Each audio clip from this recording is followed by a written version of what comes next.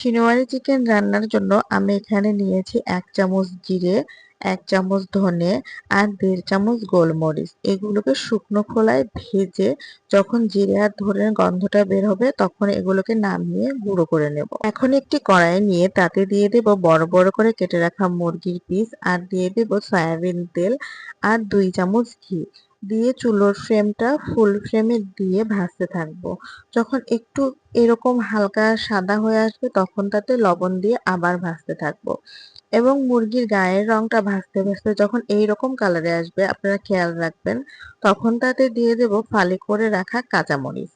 তারপর দিয়ে দেব আদা আর রসুনের বাটা।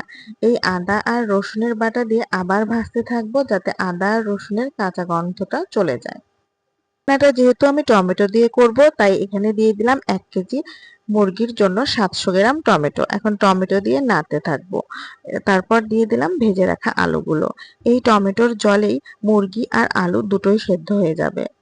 তারপর দিয়ে দিচ্ছি গরম মসলা। গরম মসলা বলতে ছোট এলাচ, দারচিনি আর লবঙ্গ। একটু ঝাল যারা বেশি খায় আমার মতো তারা দিতে পারে একটু মরিচের গুঁড়া। তারপর এটাকে আরেকটু ভাজা ভাজা করে রান্নার শেষ পর্যায়ে একটু স্বাদ বাড়ানোর জন্য দিয়ে দিলাম আদা কুচি আর দিয়ে দিলাম কাঁচামরিচ।